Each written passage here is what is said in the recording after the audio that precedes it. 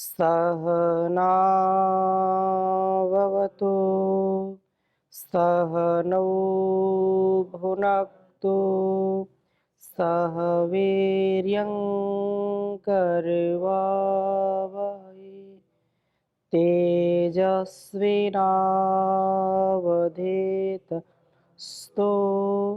मा विद्विषावहै। ओम शांति शांति शांति। वैदिक जीवन पद्धति की इस कक्षा में आप सभी का हार्दिक स्वागत है, अभिनंदन है। वेदानुकूल आचरण हमारे जीवन को और जगत को शुभ से भर देता है। इसलिए वेद के आदेश उपदेश संदेश को, इसके संकेत को हमको जरूर समझना चाहिए, जिसमें हमारा भी कल्याण निहित है और संसार का भी कल्याण निहित है। हम अपने इंद्रियों का, अपने मन का, अपने बुद्धि का, अपनी आत्मा का परिष्कार करें, जीवन का उद्धार करें। इसलिए हमको यह जीवन मिला है। हम पतन से बचें, अधोगति से बचें। हम जब ज्ञान पूर्वक कर्म नहीं करते हैं, छोटे छोटे भोगों में फंस करके जीवन को बर्बाद कर लेते हैं, जीवन को हम नष्ट कर लेते हैं। और जिस उद्देश्य से उस परम पिता परमेश्वर ने यह मानव का जीवन दिया है, इसकी जो सद्गति है, उस सद्गति को ना प्राप्त करके हम दुर्गति को प्राप्त हो जाते हैं, उस प्रगति से विमुख हो जाते हैं और अपने जीवन को अधोगति की ओर ले जाते हैं। हम निरंतरता के साथ अपने जीवन और इस जगत की भलाई के लिए अपने आप को पुष्ट बनाएं, अपने दुष्ट स्वभावों से बचें। विश्वानि देव सवितर दुरितानि परासुव यद भद्रम तन आसु। हमारे जो दुर्गुण हैं, दुर्व्यवहार हैं, जो हमारे लिए अकल्याणकारी गुण कर्म स्वभाव पदार्थ है, उनको दूर कर दीजिए और हमारे लिए जो कल्याणकारी उनको प्राप्त कराइए। अकल्याणकारी हैं, जो हमारे लिए अभद्र हैं, उनको हमसे दूर करिए और जो भद्र हैं उनको हमारे से युक्त करिए, अर्थात हमको उनको प्राप्त कराइए। तो ऐसा भाव हमारे मन में सदा रहना चाहिए। और व्यक्ति पश्चाताप भी करता है बाद में, लेकिन कुछ उसके हाथ लगता नहीं है। इसलिए पहले से पहले हम ठहर जाएं, अपने आप को संयमित कर लें, व्यवस्थित कर लें, मर्यादित अनुशासित जीवन जीने वाले हो जाएं। बहुत ही सुंदर वेद मंत्र आज का है। ऋग्वेद के 54वें सूक्त के 7वें मंत्र को आपके समक्ष रखूंगा। प्रथम वेद मंत्र लिखता हूं, फिर चर्चा करूंगा। ओम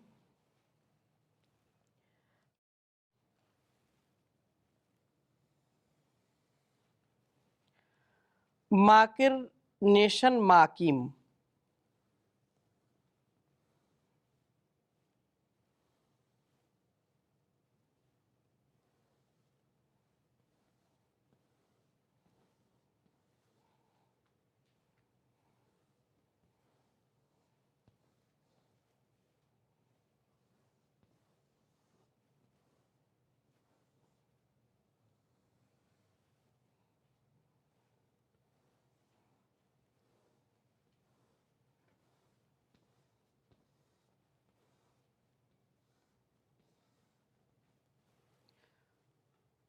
माकिर नेशन माकिम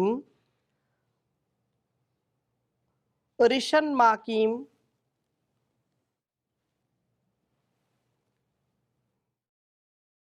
समसारी केवटे।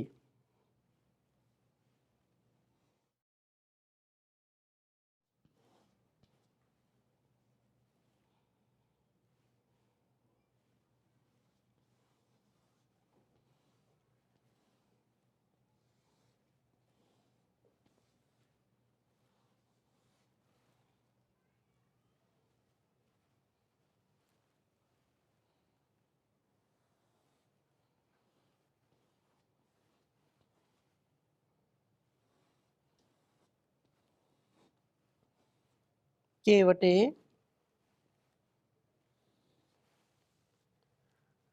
अथारिष्टाभिरागहि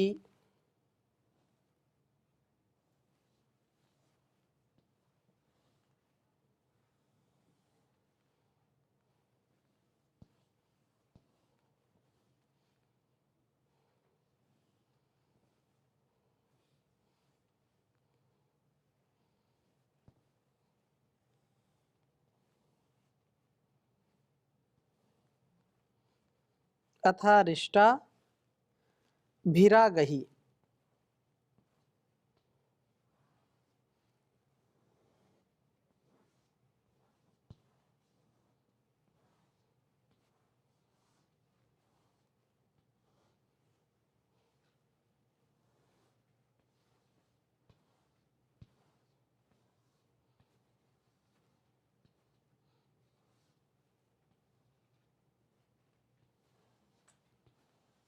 ऋग्वेद के छठे मंडल के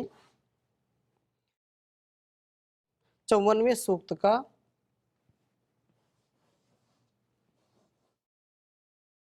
यह 7वां मंत्र है।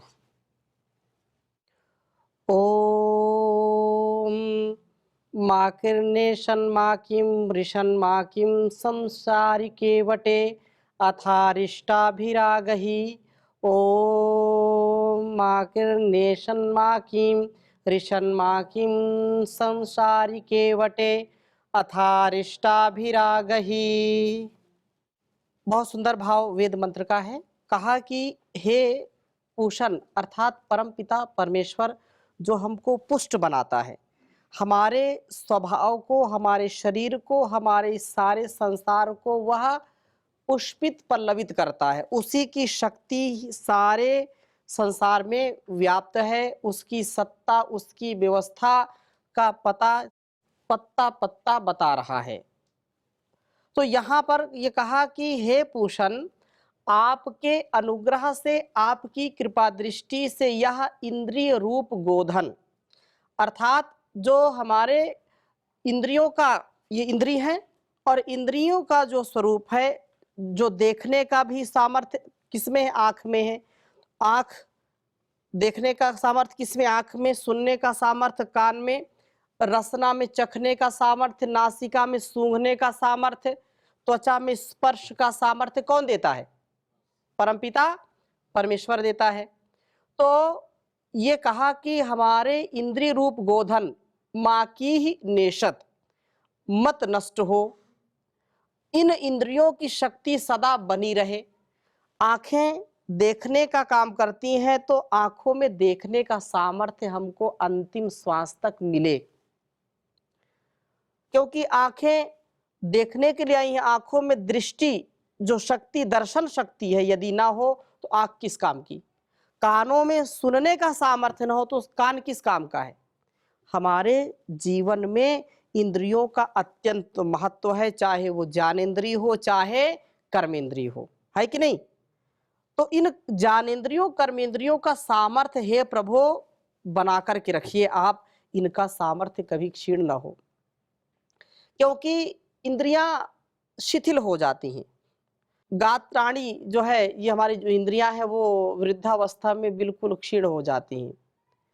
इसलिए बहुत सुंदर कहा कि अंगम गलितम पलितम मुंडम दशन विहीनम जातम तुंडम वृद्धो याति गृहीत्वा दंडम तदपि न मुंचत्याशा पिंडम भज गोविंदम भज गोविंदम गोविंदम भज मूढ़मते। ये बात कही कि है परम पिता परमेश्वर मुझको सामर्थ्य दीजिए, क्योंकि बुढ़ापा आएगा तो कुछ भी हाथ में नहीं आएगा। अभी जो जवानी है, इस जवानी में ही यदि हम प्रयास करें, पुरुषार्थ करें तो ईश्वर की प्राप्ति होगी, हमारा जीवन श्रेष्ठ होगा। इंद्रियों में सामर्थ्य क्षीण हो जाने पर फिर क्या होगा? जब इनमें कुछ सामर्थ्य नहीं रहेगा फिर क्या करेंगे? कुछ भी हाथ लगेगा नहीं है, कुछ भी हाथ नहीं लगेगा। गात्रम संकुचितम गतिर्विगलिता भ्रष्टाच दंतावलिर्दृष्टिर्नाश्यते वर्धते बधिरता वक्त्रं च लालायते वाक्यं नाद्रियते च बान्धवजनो भार्या न शुश्रूषते हा कष्टं पुरुषस्य जीर्ण वयसः पुत्रोऽप्यमित्रायते पुत्रोऽप्यमित्रायते। संसार में जब तक इंद्रियों का सामर्थ्य तब तक व्यक्ति को सब कुछ आनंद मिलता है, और इंद्रियों का सामर्थ्य जैसे जैसे क्षीण होता चला जाता है, वृद्धापन जैसे जैसे आती है, फिर व्यक्ति की शक्ति भी नष्ट होती चली जाती है। व्यक्ति फिर चाह करके भी कुछ कर नहीं पाता, कुछ नहीं कर सकता। गात्रम संकुचितम गतिर्विगलता। जब आप देखिए कि जब सामर्थ्य नहीं होगा तो व्यक्ति का जो सामर्थ्य चलने का भी नहीं होता, कदम इधर रखता है गिरता उधर है, देखने का भी आंखें धुंधली हो जाती हैं, कुछ दिखाई नहीं पड़ता, कान बहरे हो जाते हैं, सुनाई नहीं पड़ता, और रसना से लार टपकती रहती है, कोई साथ नहीं देता। तो ऐसा कार्य करें जिससे जीवन हमारा श्रेष्ठ हो। परमात्मा से, प्रभु से प्रार्थना है कि मेरी इंद्रियों का जो सामर्थ्य है वो सदा बना रहे, इसको नष्ट मत करिए। 100 साल तक भी मैं जीऊं तो भी मेरी इंद्रियां कभी नष्ट नहीं होनी चाहिए, इंद्रियों का सामर्थ्य नष्ट नहीं होना चाहिए। और उसके लिए फिर पुरुषार्थ करना, उसके लिए संयम रखना, उसके लिए जीवन को व्यवस्थित जीना, आहार विचार व्यवहार पर नियंत्रण करके जीना। तो कहा कि यह शक्ति बनी रहे। यह गोधन मां की मृषत, विषय रूप व्याघ्रों से भी हिंसित ना किया जाए। अर्थात ये विषय वासनाएं संसार में हमारी इंद्रियों को नष्ट कर देती है कि नहीं। विषय भावना, विषय आसक्ति, भोग की जो वृत्ति है, यत्र भोगा तत्र रोगा, जहां भोग है वहां रोग है। भोग करेंगे तो इंद्रियों में सामर्थ्य क्षीण होता चला जाएगा कि नहीं। आंखों का सामर्थ्य क्षीण होगा, रसना का सामर्थ्य क्षीण होगा, कान का सामर्थ्य क्षीण होगा, और विषय बाधाएं हमको आसक्त कर देती हैं, हमको लाचार कर देती हैं, हमको बर्बाद कर देती हैं। इसलिए यह गोधन अर्थात गो इंद्रियों को बोलते हैं। एक गाय तो ये जो गमन करती, गो गमनात्, पृथ्वी को भी गो बोलते हैं, इंद्रियों को भी गो बोलते हैं, वाणी को भी गो बोलते हैं। तो ये जो है इनका जो है ये भोग, ये संसार के रोग इनका शिकार न करने पाए, और केवटे विषय कूप में गिर करके माकीम मत संसारी शीर्ण हो जाएं। जो भोग की वृत्ति है ये जो है इस संसार में संसारी शीर्ण ना हो जाए, ये बिल्कुल नष्ट ना हो जाए। अथ अरिष्टाभिः, इन अहिंसित इंद्रिय रूप कौवे के साथ आ गई आप हमें प्राप्त होइए। अर्थात इंद्रियों में आप बैठे हैं, देखने का सामर्थ्य परमात्मा देता है। यत् चक्षुषा न पश्यति येन चक्षुंषि पश्यति, यत् प्राणेन ना प्राणिति येन प्राणः प्रणीयते। जो आंखों में देखने का सामर्थ्य कौन देता है? परमपिता परमात्मा देता है। सुनने का भी सामर्थ्य वही देता है। तो इनमें सामर्थ्य जो दे रहा है उससे हम प्रार्थना कर रहे हैं कि आप हमको प्राप्त होइए, इंद्रियां नष्ट ना हो, वासनाओं से हिंसित ना हो, विषय बंधन से हम बचे, विषय रूपी कुएं से बचे, इसमें गिर करके हमारा पतन ना हो जाए।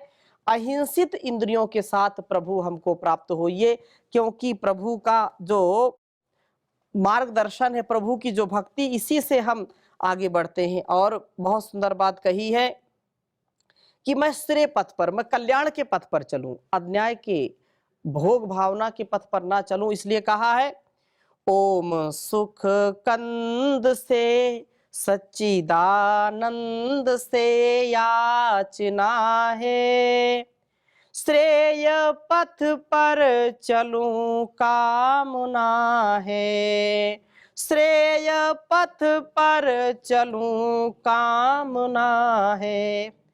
कृत कुकर्मों की जब याद आती, आँख है अश्रुधारा बहाती, मन में संताप की घोर अनुताप की वेदना है। श्रेय पथ पर चलूं कामना है, पाया नर तन न पर साधना की, कुछ भी ना ईश आराधना की।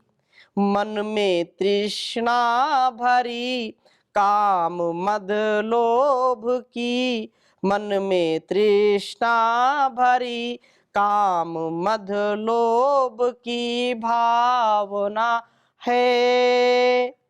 श्रेय पथ पर चलूं कामना है, श्रेय पथ पर चलूं कामना है।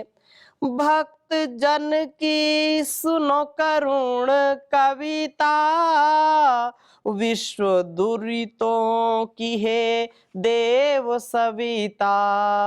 दूर कर दीजिए भद्र भर दीजिए भावना है।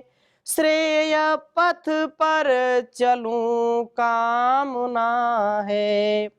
स्वस्ति पंथा मनुचरेम भगवन, सूर्य चंद्र के तुल्य भगवन।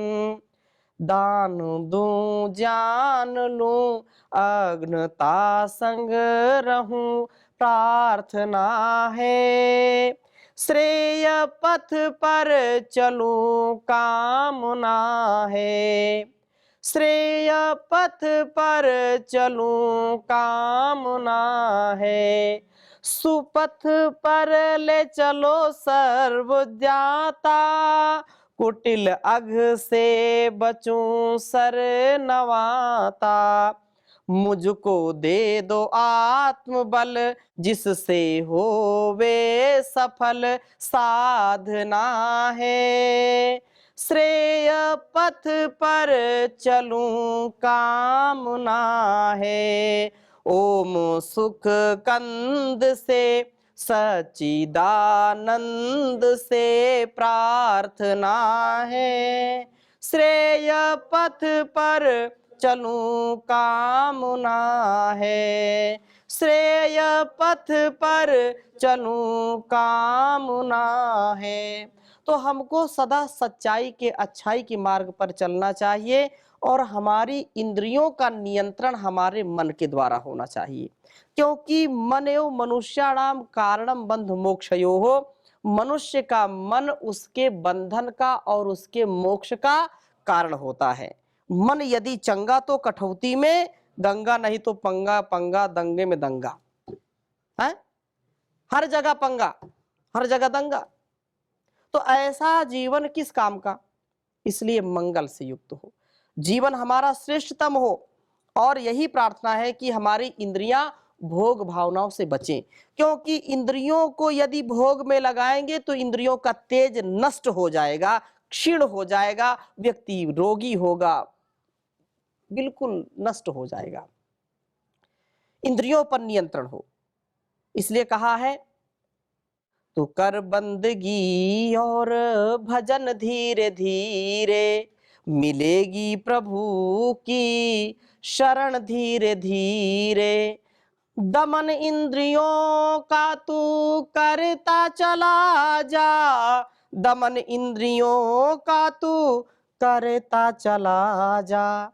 काबू में आएगा मन धीरे धीरे, मिलेगी प्रभु की शरण धीरे धीरे।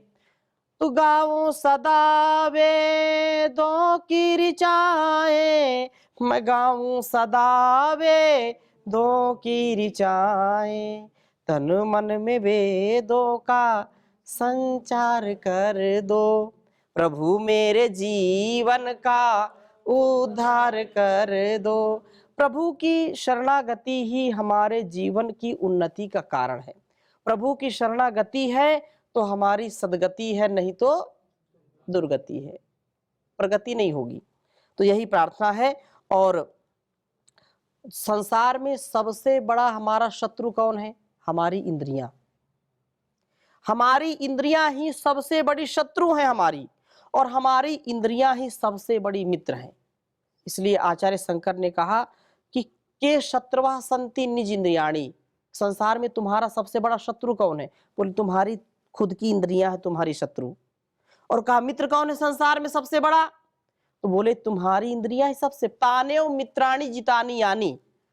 जो व्यक्ति अपनी इंद्रियों को अपने वश में कर लेता है तो वही इंद्रियां संसार में सबसे अच्छी उसकी मित्र हो जाती हैं, नहीं तो वही शत्रु हो जाती हैं। और व्यक्ति इंद्रियों की लोलुपता के कारण पता नहीं कहां से क्या कर बैठे, पता नहीं इतने उच्च शिखर पर बैठा हुआ व्यक्ति भी धराशायी हो जाता है, मिट्टी में मिल जाता है, चकनाचूर हो जाता है कि नहीं हो जाता? इसलिए हम अपने जीवन को और इस जगत को शुभ से भरने का कार्य करें। और इसी प्रकार से 8वें मंत्र में भी यहाँ प्रार्थना की है कि श्रृण्वन्तं पूषणं वयम अर्यमनष्टवेदसम ईशानम रायईमहे। कहा कि हम श्रृण्वन्तम, हमारी प्रार्थनाओं को सुनने वाले पोषक प्रभु से राया धनों की याचना करते हैं। उस प्रभु से धनों की याचना करते हैं जो ईयरमम, दारिद्र्य को दूर करके हमको दारिद्र्य से हटाने वाले हैं, हमको ऐश्वर्य की ओर बढ़ाने वाले हैं। अनष्ट वेदसम, अनष्ट धनों को देने वाले हैं। प्रभु हमको ऐसी शक्ति देता है जिससे हमारा यश, हमारा मान सम्मान, हमारी कीर्ति फैलती है और हम ऐसी संपत्ति से युक्त होते हैं कि सारी विपत्तियों को हर लेता है। सब धनों के स्वामी परमात्मा, और वे व्रत को भी पूर्ण करने वाले हैं, व्रत को भी पूर्ण करते हैं। तो कहा पूषंतम व्रते वयम नारिष्येम कदाचना स्तोतारस्त इह स्मसी। 9वें मंत्र में कहा कि हे पूषण, हे पोषक प्रभो, तब व्रते, आपकी प्राप्ति का जो साधन भूत क्या है? जप तप ध्यान आदि कर्मों में हम लगे हुए कभी भी नरिष्येम, वासना व्याघ्रों से कभी हिंसित ना हो जाएं। इन कर्मों में लगे हुए हम कभी भी विषयों के शिकार ना हो। हे प्रभु, इस जीवन से हम आपके स्तोतारा स्मसी, स्तवन करने वाले हो। प्रभु, स्तवन करते हुए वैसा ही बनने का प्रयत्न करें। प्रभु प्राप्ति के लिए किए जाने वाले जप तप ध्यान, जो भी अष्टांग योग का मार्ग है, इन कर्मों में प्रवृत्त रहें और सदा प्रभु के जैसा बनने का प्रयत्न करें। प्रभु हमारे संपूर्ण दुरितों को दूर करके हमको सच्चाई, अच्छाई और सादगी सात्विकता से युक्त करें, ऐसी हमारी भावना कामना है। तो आज की कक्षा को यहीं पर विराम देते हैं। शेष चर्चा अगली कक्षा में नए मंत्र के साथ करेंगे। ओम